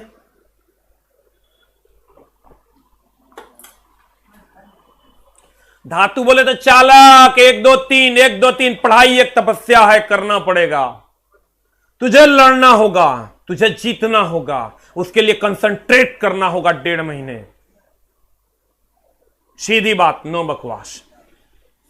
कहते हैं चला धातु यानी चालक 1 2 3 इलेक्ट्रॉन, और धातु यानी कुचालक 5 6 7 8 इलेक्ट्रॉन, उपधातु यानी अर्धचालक 4 इलेक्ट्रॉन। जल्दी से लिख ले। लिख लिया? अरे लिख ले रे भाई, लिख ले रे भाई, अरे लिखने रे भाई, अरे लिखने रे भाई। सोना हमर, हीरा हमर। हो गलो। द नेक्स्ट वन इज, आप क्वेश्चन बनाइए तो सर। कहता है डैश के बाह्यतम कोष में 1 से 3 इलेक्ट्रॉन होते हैं, तो 1 2 3 धातु के ना होता है रे। या तो धातु कह देगा, ना तो चालक कह देगा, या तो अधातु कह देगा, ना तो कुचालक कह देगा, या तो उपधातु कह देगा, ना तो अर्धचालक कह देगा। फिर चला सोना हमर, शुग्गा हमर, इतना मोहब्बत रख कोई करता है? तुम कहेगा हाँ पैसा लेता है, छोटा पैसा लेते हैं। फिर अब न्यूमेरिकल के लिए बड़ा बच्चा लोग को डाउट है कि लगता है अब न्यूमेरिकल पेड कोर्स में डालेंगे, का कंप्लीट फ्री रहेगा। बस अभी न्यूमेरिकल को इसलिए रोके हैं चला कि बच्चा लोग थ्योरी पढ़ लेगा, उसके बाद पढ़ा देंगे। बहुत जल्द हम आ रहे हैं सर, अभी वर्क पावर एनर्जी चल रहा है, सर्कुलर मोशन का न्यूमेरिकल लेके, और हम अनाउंस कर देंगे कि 9 बजे फलना तारीख को हम लाइव आ रहे हैं। इसी बैच में अनाउंस कर देंगे, आप लोग आके पढ़ लेंगे 9 बजे। 3-4 बाकी सारे चैप्टर का वीडियो डाला हुआ है, आप उस वीडियो का मजा लीजिए सर। चैप्टर वाइज वीडियो डाला हुआ है, आप उसको देखिए शुरू से 1 नंबर से न्यूमेरिकल का वीडियो। आप सारे चैप्टर के न्यूमेरिकल, एक भी वीडियो ना मैं डिलीट करने जा रहा हूं और ना ही एक भी क्लास छोड़ने जा रहा हूं, ना ही एक पैसा लेने जा रहा हूं। न्यूमेरिकल कंप्लीट फ्री रहेगा, मतलब फ्री रहेगा। और जो 4 चैप्टर बचे हुए हैं, बाकी सारे चैप्टर्स का वीडियो डाला हुआ है। 4 से 5 चैप्टर बचा हुआ है, वो 5 चैप्टर बहुत जल्द मैं पहला चैप्टर लेके आ रहा हूं, फिर दूसरा, फिर तीसरा, फिर चौथा, फिर 5वां। मतलब इस महीने में आपका हम कंप्लीट करा देंगे, एकदम 15 दिन पहले। एकदम टेंशन नहीं लेना। चला 99 रुपया में भी अगर तुम हमको गाली दे सकता है तो जे गाली देना है। अगर हम फिजिक्स के लिए 99 लिए हैं और तुमसे अपराध किए हैं, जे तोरा गाली देना है दे दो, कहीं कोई समस्या नहीं। अब देखिए लाइव का टाइम हम बता देंगे, न्यूमेरिकल जब लेंगे ना तो हम कह देंगे बाबू रे कल या परसों 9 बजे लाइव है न्यूमेरिकल, आके पढ़ लो, हम कहेंगे। एकदम टेंशन नहीं लेना है। और अगला चैप्टर जो होने वाला है वो सर्कुलर मोशन, पढ़ के रखना, तब ना न्यूमेरिकल पढ़ेगा। सर्कुलर मोशन हम बता देंगे डेट सर, और एक भी पैसा नहीं लेंगे। आज एक बंदा कमेंट्स किया कि सर आप पैसा लेंगे क्या न्यूमेरिकल का? एक पैसा नहीं, और ना ही वीडियो डिलीट करें। चैप्टर वाइज न्यूमेरिकल का वीडियो डाला हुआ है, जिस भाई बंधु को पढ़ना हो फ्री ऑफ कॉस्ट पढ़ सकते हैं, उसका अलग से प्लेलिस्ट बना हुआ है। ठीक है, 1 नंबर से शुरू कीजिए, न्यूमेरिकल पढ़ना शुरू कर दीजिए। कहता है उन 3 तत्वों को नामित करें जिसके बाहरी सेल में केवल 1 इलेक्ट्रॉन है। 1 इलेक्ट्रॉन है मतलब धातु है, और धातु है मतलब मेटल है। मेटल है मतलब अंत में मौ लगल होगा, अंत में मौ लगल होगा। अंत में मौ लगा हो तो समझ लेना मेटल है, अंत में मौ लगा हो तो समझ लेना मेटल है। अब बता क्या होगा, कौन होगा, नहीं पता हमको अब, लेकिन तू एकरो से नहीं पकड़ पाएगा, मामला गड़बड़ है। बता आंसर क्या होगा। What is the answer. चला आंसर बता क्या होगा।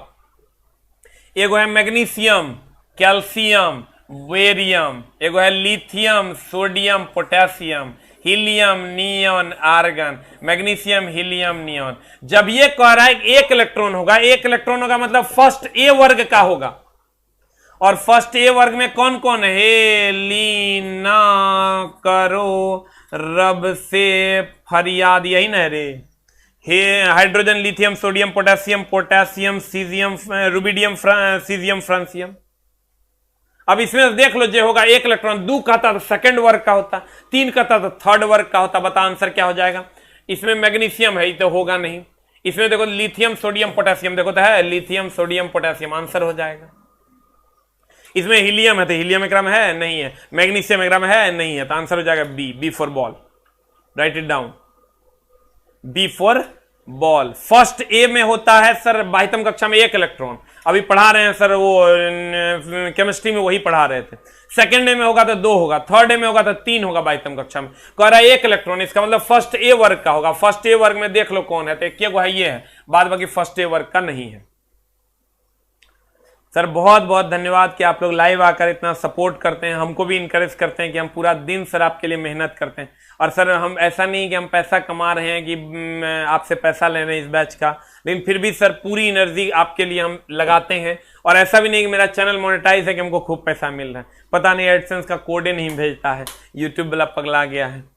कहता संभारिक में डैश की संख्या समान होती है। चला रहे संभारिक में भार समान होता है, तो जानता है ना, लेकिन वो ऑप्शन नहीं है, हम की करेंगे, इसमें हमारी गलती थोड़े है। संभारिक में सब जानता है, संभारिक भार समान, सम इलेक्ट्रॉनिक इलेक्ट्रॉन समान, सम न्यूट्रॉनिक न्यूट्रॉन समान। की रे पढ़ा है कि ना, खूब पढ़ा होगा। देखो चला कहते हैं संभारिक में डैश की संख्या समान। लड़का खोजने लगता भार केने है, मारो ओकरा, मिलवे नहीं करेगा। देखो आयन है, नाभिक है, इलेक्ट्रॉन है, प्रोटॉन है, कैसे बनी। तो चला रे गौर से देखो, ये आर्गन 1840 है ना, यही 40 एकर भार है। रुक रुक रुक जा रे भैया हमर रुक जा, ये आर्गन 1840 है। चला ये 40 एकर भार है, भार ऑप्शन में नहीं है। तो इलेक्ट्रॉन 18 है, अब नाभिक होता है, प्रोटॉन हो गया 18, न्यूट्रॉन हो गया 22, आई 22 से 18 मिला के तो 40 ने हो गया, आई 40 ने है भार के बराबर। तुम कहें मास्टर रे गोंगो गोंगो कर दिया, बुझाता है नहीं या झूठे झोल कर रहा है। चला रे आर्गन है, यह है 18 और 40, तो चला एकरा में प्रोटॉन हो गलो 18, क्योंकि यहां जो रहता है इलेक्ट्रॉन भी हो गलो 18, और न्यूट्रॉन कहबे तो 40 माइनस 18 इज इक्वल टू 12। अब चला ये हो गलो परमाणु, एकरा में हो गलो नाभिक, और नाभिक में हो तो प्रोटॉन और न्यूट्रॉन। अब प्रोटॉन हो गलो 18 और न्यूट्रॉन हो गलो 12, ये हो गलो 22, ये हो गलो 22 नहीं चला, हट छोटा सा, हमारा उम्र हो गया इसलिए गड़बड़ी होता है। 40 में से 18 गलो कितने 22 ना, ये हो गलो 22, इलेक्ट्रॉन हो गलो 18। संभारिक में भार समान होता है, तो भार कितने है 40। तो चला देखो तो प्रोटॉन प्लस न्यूट्रॉन हो तो 18 22 18 40 होता है। तो भार जो है वो न्यूट्रॉन प्लस प्रोटॉन, यानी ये भार हो गया 40 और न्यूट्रॉन हो गया 22 और प्रोटॉन हो गया 18, तो 40 इज इक्वल टू 40, यानी हम कह सकते हैं कि भार न्यूट्रॉन और प्रोटॉन के बराबर होता है। और तुम ये जानती है, क्या जानती है, ये न्यूट्रॉन प्लस प्रोटॉन को नाभिक कहते हैं, या तुम ये जानती है किसी को न्यूक्लियॉन कहते हैं। तो जे ऑप्शन में रहेगा उसी को मार देना। तुम कहेगा अरे मास्टर तनी बढ़िया से लिखो, तो बढ़िया से लिख नहीं पाए इसलिए सॉरी है, कह दे रहे हैं। ये न्यूट्रॉन प्लस प्रोटॉन को नाभिक और ऑब्लिक देकर न्यूक्लियॉन कहते हैं। तो तुमको अगर कहे कि बताओ संभारिक में कौन समान, तो भार मिलेगा नहीं, अब वो जमाना चला गया। तो कहेगा नाभिक समान, कहेंगे हाँ समान, कहेगा न्यूक्लियॉन समान, कहेंगे हाँ समान। यानी अब हम कह सकती है, जल्दी से लिख लेगी। चला देख रहा है कैसा, ये न्यूक्लियॉन लिखे हैं, तनी हैंडराइटिंग गरीब के गड़बड़ है।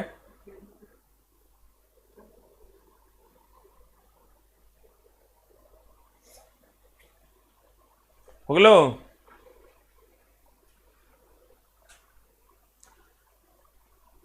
हो गया।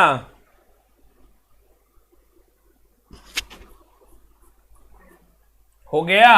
अब चला देख लो, एक हम लिख देते हैं। क्या लिखते हैं? एक लाइन तेरे लिए लिखते हैं। संभारिक में भार कॉमन नाभिक oblique nucleon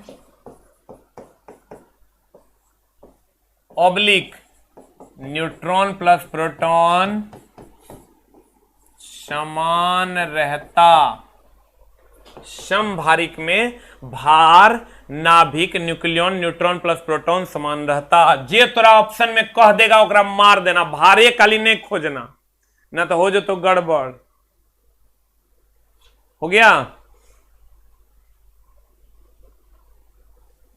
what is the answer? चला आंसर हो तो नाभिक। द नेक्स्ट वन इज, अगला कहता है गैसों का कौन सा अणु इन्हें सुबाह्य बनाता है? सुबाह्य का मतलब क्या होगा? चला, व्हाट इज द मतलब ऑफ सुबाह्य? सुबाह्य का आंसर की मतलब की होता है? कहता है गैसों का कौन सा गुण इन्हें सुबाह्य बनाता है? एक ऑप्शन है विसरण, आकार, आयतन। गैसों का कौन सा गुण इसे विसरण योग्य बनाता है? कहता तो आंसर हो जाता घनत्व, क्योंकि घनत्व में अंतर के कारण विसरण होता है। अब सुबाह्य का मतलब यहां संपीड़न होता है। सुबाह्य का मतलब चला संपीड़न होता है, गैस को संपीड़ित किया जा सकता है, यह गुण सुबाह्यता कहलाती है।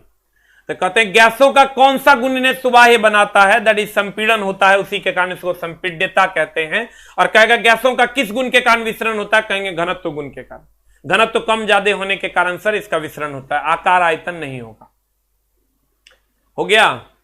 सुबाह्य मतलब आप संपीड़न कह सकते हैं, प्योर हिंदी वर्ड है, पता नहीं ये सब कैसे यूज किया जाता है।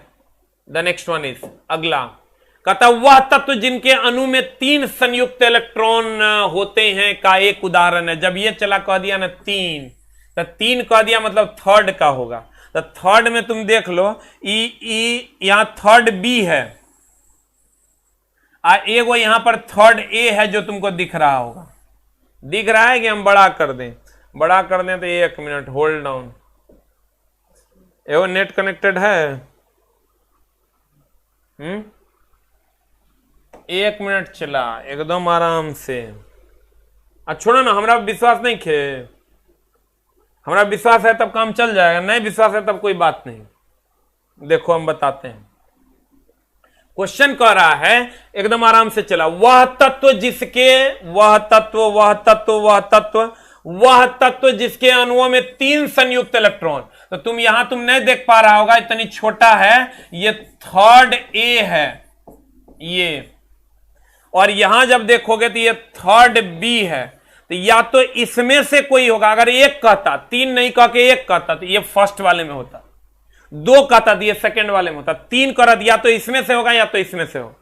अब करा 3 संयुक्त इलेक्ट्रॉन है, तो देख लो तुम, इसमें स्कैंडियम है, याट्रियम है, लेंथेनम है, एक्टिनाइड है, ये एक्टिनियम है, ये सारे एक्टोनाइड्स है, ये सारे के सारे ये इसमें से कोई ऑप्शन में नहीं है। इसका मतलब यहां देख लो, ये बोरॉन है, चला इकी है, boron, aluminium, gallium, indium, thallium, इसमें से कोई है क्या ऑप्शन में? देखो तो है, ये है अल्मुनियम आंसर।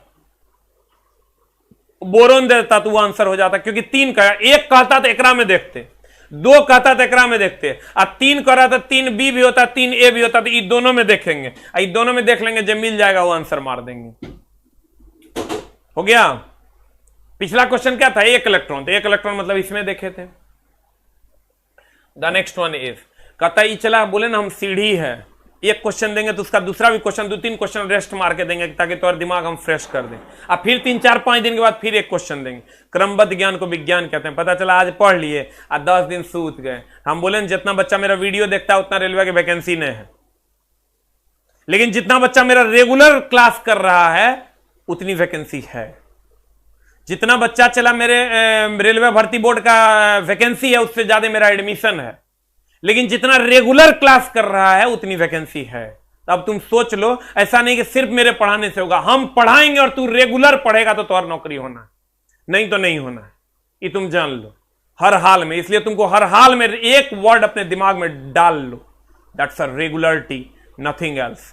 कहते हैं परिवर्तनीय संयोजकता। चला हमेशा ध्यान रखना, डी ब्लॉक जो है ना, ये डी इधर है, ये एस ब्लॉक, ये हो गया तुम्हारा पी ब्लॉक, ये हो गया तुम्हारा डी ब्लॉक, ये हो गया तुम्हारा एफ ब्लॉक।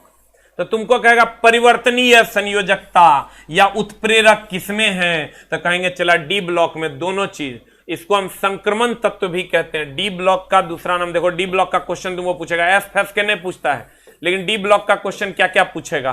पहला, इसको संक्रमण तत्व कहते हैं, एकदम आराम से चला कर हम पूरा खानदाने क्लियर करते हैं, इसको हम संक्रमण तत्व कहते हैं। दूसरा, यह परिवर्तनशील संयोजकता रखता है, परिवर्तनशील संयोजकता, परिवर्तनशील संयोजकता, संयोजकता, संयोजकता। और तीसरा कहेगा उत्प्रेरक किस वर्ग में है, तो उत्प्रेरक चला इसी वर्ग में है, उत्प्रेरक उत्प्रेरक उत्प्रेरक उत्प्रेरक। अगर पूछेगा बताओ किस में है, तुम देख लो, निकेल उत्प्रेरक की उपस्थिति में पढ़ा होगा तुम, निकेल उत्प्रेरक की उपस्थिति में सर हाइड्रोजनेशन होता है, आयरन की उपस्थिति में अमोनिया का फॉर्मेशन होता है। तो ये सारे के सारे 23, 24, 25, 26 देखो, आयरन यही है, निकेल यही है, तो उनको कहेगा उत्प्रेरक किस वर्ग में है, किस ब्लॉक में है, डी ब्लॉक में। परिवर्तनशील संयोजकता किसमें होता है, डी ब्लॉक में। इसको हम कहते हैं संक्रमण तत्व। क्यों कहते हैं, ये संक्रमित है, एस ब्लॉक इधर है, पी ब्लॉक इधर है। अब दोनों संक्रमित मतलब दोनों तरफ से दाबले है, एस ब्लॉक इधर से, पी ब्लॉक इधर से, डी ब्लॉक बीच में, दोनों तरफ से ही संक्रमित है, इसलिए इसको हम संक्रमण तत्व कहते हैं। बता आंसर की होगा, चला जल्दी लिखी, तीनों पूछता है, जल्दी लिख, रेगुलरिटी एकदम मेंटेन रखना है। कहता है परिवर्तनशील संयोजकता, तो संयोजी इलेक्ट्रॉन ये मार देगा लड़का, जैसे कहेगा संयोजकता खट से मार देगा, संयोजकता की सहायता से संयोजी इलेक्ट्रॉन निकाला, संयोजी इलेक्ट्रॉन की सहायता से संयोजकता निकाला जाता है, वो अलग लाइन है। अब कहेगा तुमको संक्रमण तत्व, एकदम आंसर हो जाएगा B for ball, B for ball. और आज से सर मैथ का भी सर मात्र 99 रुपया में आपको सारे चैप्टर्स जो एडवांस मैथ के हैं वो पढ़ाए जाएंगे और प्लस थ्योरी भी डिस्कशन करवाया जाएगा बाय आर.के. सिंह सर। तो जिन लोगों को जरूरत हो sir, welcome to the batch, admission start हो चुका है, आज से 10 बजे से आज एडमिशन स्टार्ट है। जिन लोगों को जरूरत हो सर जरूर कर लें, और नहीं जरूरत हो तो सर सेल्फ स्टडी कीजिए, उससे अच्छा कोई स्टडी नहीं है। तो जिसको सर ये नहीं है, अब पता नहीं आप लोग फिर उसमें भी खोजते हैं कि देखो फिर एक 99 रुपया ले लिया हमसे, तो अब पता नहीं सर, जो आपको बोलना है मात्र 99 रुपये में सर एडवांस मैथ का बैच है। आप सर अगर दिल करे तो सर आप कर सकते हो। एक शॉर्ट रिवीजन हम लोग सर करेंगे, ये क्वेश्चन तो हो ही गया, परिवर्तनशील संयोजकता डी ब्लॉक कह देंगे सर। उसके बाद एक शॉर्ट रिवीजन करते हैं सर, कहता है जिसके अणुओं में तीन कहेगा तो इसका मतलब तीसरे में जाएंगे, एक कहता तो इसका मतलब पहले में जाते, और दो कहता इसका मतलब दूसरे में जाते। अगला कहता है गैस के कौन सा अणु सुबाही, सुबाही कहता संपीडितता मार देना। अगर विसरण कहे किस गुण के कारण, कहेंगे घनत्व के कारण। संभारिक कहेगा तो या तो नाभिक होगा आंसर, या तो भार होगा, या तो न्यूट्रॉन प्लस प्रोटॉन होगा, या तो न्यूक्लियन होगा। इसमें से जो आंसर बने सर उसको बना देना है। उन तीन तत्वों का नामित करें जिसके बाहरी सेल में सर एक इलेक्ट्रॉन मतलब फर्स्ट वर्ग का होगा, देख लीजिएगा जो होगा। बाह्यतम कक्षा में 1 से 3 होगा तो धातु होगा, अगर 5, 6, 7, 8 होगा तो यहां अधातु हो जाएगा, 4 हो जाएगा तो उपधातु हो जाएगा। अगला, मानव पाचन तंत्र में पित्त रस का स्राव होता है, तो पित्त रस का स्राव आपके सामने है सर, कहां से होता है बताइए, यकृत में। कहेगा स्टोर कहां होता है, तो पित्ताशय में। आहार नाल का भाग नहीं है, वायु कोशिकाएं फेफड़े का भाग है सर। आगे रिफ्रैक्टिव इंडेक्स मत मार देना, ना मामला गड़बड़ हो जाएगा। उसके बाद महत्तम विस्थापन को आयाम कहते हैं, आयाम जब भी होगा बल के कारण होगा, क्योंकि विस्थापन और बल लगेगा तभी तो विस्थापन होगा। इस सर हम आपको बोले हैं n = v/λ पर बनेगा, ये घटेगा तो ये बढ़ जाएगा। नेक्स्ट, ऊष्मीय चालकता या विद्युतीय चालकता तापमान के बढ़ने से घटता है, घटने से बढ़ता है। अगला हम बोले जो तैरेगा जिसमें डूबेगा वो उसका घनत्व कम, और जो डूबेगा जिसमें तैरेगा उसका घनत्व अधिक। उस पर आप सारा क्वेश्चन बना सकते हैं। अगला, जटिल स्थायी उत्तक है जाइलम, और सरल स्थायी उत्तक में आपका ये तीनों आ जाएगा। अगला, कौन सा हिस्सा सांस लेने में मदद करता है सर, मज्जा। अगला, यदि कणों के बीच की दूरी को बढ़ा दिया जाए, दूरी को बढ़ाओगे तो ये घट जाएगा, आंसर कम हो जाता है। एक वृत्ताकार पथ पर जैसे अस्थिर गति कह दिया, इसका मतलब समान वृत्तीय गति होगा, अस्थिर गति कहता तो असमान वृत्तीय गति होता। अगला, किसी वस्तु द्वारा कार्य करने की क्षमता उसकी स्थिति और अवस्था को बताता है। अगला, जमीन के ऊपर एक बिंदु पर किसी वस्तु का गुरुत्वीय स्थिति ऊर्जा सर गुरुत्वीय बल के विपरीत जो हम लोग उठाते हैं उसी को गुरुत्वाकर्षण के विपरीत, जमीन पर नहीं, ये को दे दिया जमीन पर रखने में नहीं सर, उठाने में, क्योंकि क्वेश्चन है ऊपर उठा रहा है। अगला, दी गई भौतिक राशि में क्या सापेक्ष है सर? नहीं है, सापेक्ष नहीं है, इसका मतलब निरपेक्ष है। समय से निरपेक्ष है, समय किसी पर निर्भर नहीं करता। चला पढ़ो, और नहीं पढ़वा 1.5 महीना बचल है, मात्र 1.5 महीना। अभी से उल्टा गिनती चालू हो में 2 तारीख हो गलो, आज 1 महीना 13 दिन। नमस्कार, देख ले की करना है, अभी से उठेगा नहीं। और सर टेलीग्राम चैनल का, सर जो लोग मैसेज से बहुत ज्यादा परेशान है ना, ऊपर में देखिएगा आपको टेलीग्राम के चैनल का लिंक दिख रहा होगा, वहां कोई मैसेज नहीं आएगा। वहां पूरे दिन कोई जुड़ेगा हटेगा, कोई मैसेज आपको नहीं आएगा, और ना ही आपको फेक कॉल्स आएंगे। तो जो ऊपर में आपको लिंक दिया हुआ है, आपको लिंक दिख रहा होगा सर, उस लिंक पर क्लिक करके आप मेरे चैनल से जुड़ सकते हैं। वहां भी आपको पीडीएफ सारी सुविधा मिलेगी और आपको डिस्टर्बेंस नहीं होगा। तो जो लोग चाहें सर उस चैनल से जुड़ सकते हैं। अब तुम सोचेगा उसमें भी पैसा मिलेगा? है छोटा, कुछ में पैसा नहीं मिलता है, माने छोटा, ये सब फ्री है। पैसा देता तो टेंशन कहां था। उस चैनल से आप जुड़िएगा तो आपको मैसेज नहीं आएगा, इसलिए उस चैनल सब में उल्टे नहीं सोच लेना है। आपको कोई एक्स्ट्रा मैसेज नहीं आएगा, कोई आपको फेक कॉल्स नहीं करेगा, और वहां पर भी आपको पीडीएफ मिल जाएगा। आपको दिख रहा होगा सर चैनल का लिंक ऊपर में देखिए, जहां कमेंट करते हैं आप उसके ऊपर में देखिए, आपको सबसे ऊपर में दिख रहा होगा वो लिंक, उस पर क्लिक कीजिए और सर उस चैनल से जुड़ जाइए, अगर आपका लगता है कि मैसेज से हमको परेशानी है तो। नमस्कार, थैंक यू वेरी मच, टाटा, बाय बाय।